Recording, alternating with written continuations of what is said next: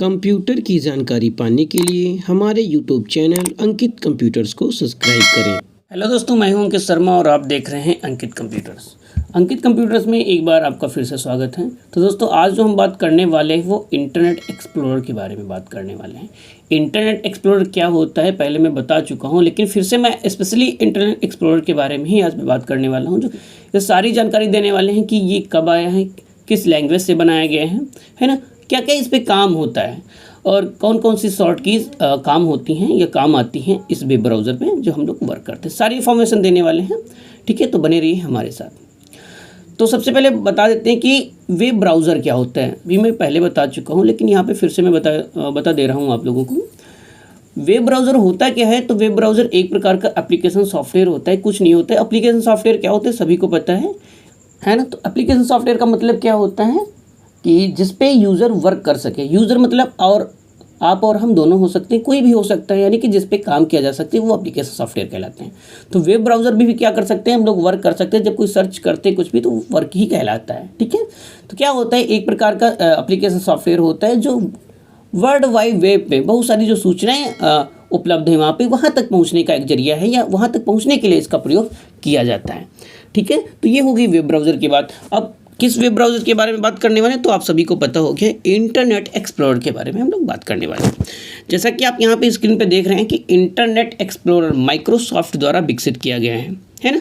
क्या है? एक ग्राफिकल वेब ब्राउज़र है।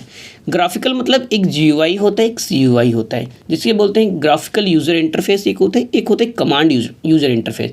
कमांड यूज़र भी बोल सकते हैं या करैक्टर यूज़र भी इंटरफेस हम लोग बोल सकते हैं, लेकिन मोस्टली क्या होता है कमांड यूज़र इंटरफेस भी हम लोग कहते हैं। नेक्स्ट की बात करते हैं यहाँ पे, जिसको विंडोज़ 95 के साथ 1995 में क्या किया गया था, लॉन्च किया गया था, ठीक है। माइक्रोसॉफ्ट ने इंटरनेट एक्सप्लोरर वेब ब्राउज़र को लिनक्स, यूनिक्स, मैक और मोबाइल फ़ोन्स के लिए भी विकसित किया है। यानी कि हम लिनक्स और यूनिक्स ऑपरेटिंग सिस्टम के साथ भी इसको यूज़ कर सकते हैं, मैक OS के साथ भी हम क्या कर सकते हैं, इसको यूज़ कर सकते हैं, और मोबाइल फ़ोन्स के लिए भी क्या हो गया है, विकसित हो गया है, ठीक है। यानी कि मोबाइल फ़ोन के लिए भी जो भी एंड्रॉयड हम कह सकते हैं, यानी कि एंड्रॉयड के साथ भी ये काम कर सकता है। अगर इसकी वर्जन की बात करूं तो IE यानी कि इसका फर्स्ट वर्जन जो रहा है 1.0, और जो लेटेस्ट वर्जन यानी कि जो प्रेजेंट टाइम में चल रहा है 11, क्या चला है, वर्जन 11 चल रहा है। लॉन्च इन 2013, यानी कि इसको कब लॉन्च किया गया है, 2013 में इसको लॉन्च किया गया है। अगर इसकी प्रोग्रामिंग लैंग्वेज की बात करूं, मतलब किस लैंग्वेज से बनाया गया है, तो C++ से ये बनाया गया है। सभी को पता है C++ का हाई लेवल लैंग्वेज है, तो उसी से ये डेवलप किया गया है।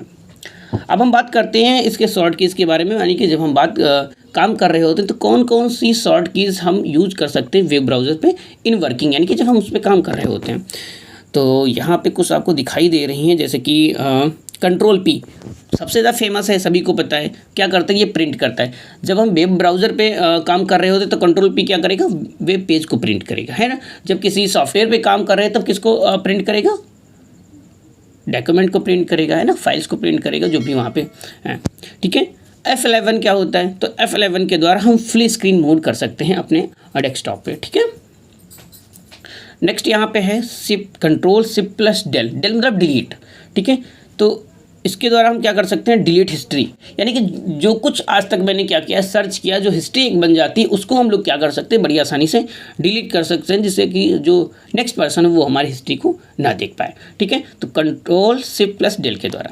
कंट्रोल है सेव एज सभी को पता है ना कि जो सेव फाइल होती है उसको हम रीनेम भी कर सकते हैं और दूसरा नाम भी उसको दे सकते हैं, ठीक है। Ctrl+, या Ctrl+-।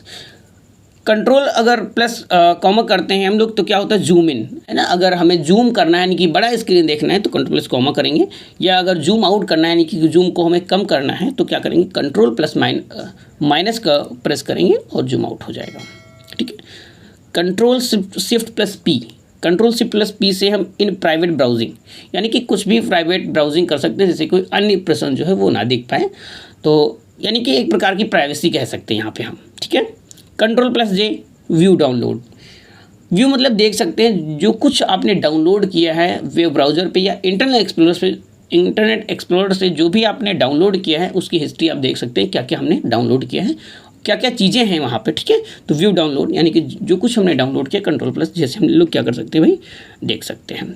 ठीक है, तो ये रही बहुत महत्वपूर्ण जानकारी। आई थिंक आपको समझ में आया होगा। अगर आपको समझ में आया तो प्लीज़ लाइक कमेंट शेयर कर दीजिएगा। अगर चैनल पे नए हैं तो प्लीज़ सब्सक्राइब कर दीजिएगा। सब्सक्राइब करने के साथ साथ बेल आइकन को भी प्रेस कर दीजिएगा, जिससे कि आने वाली जानकारी आप तक मिल जाए सबसे पहले। और हाँ, अगर कोई भी आपके माइंड में कंप्यूटर से रिलेटेड कोई भी क्वेश्चन घूम रहा है तो आप मुझे कमेंट करके बता सकते हैं। अगर कोई भी डाउट आपको लग रहा है वो भी आप कमेंट करके मुझे बता सकते हैं, जिससे कि आपके सारे सोल्यूशन मैं दे सकूँ। तो मिलता हूँ किसी नेक्स्ट वीडियो में, तब तक के लिए टाटा।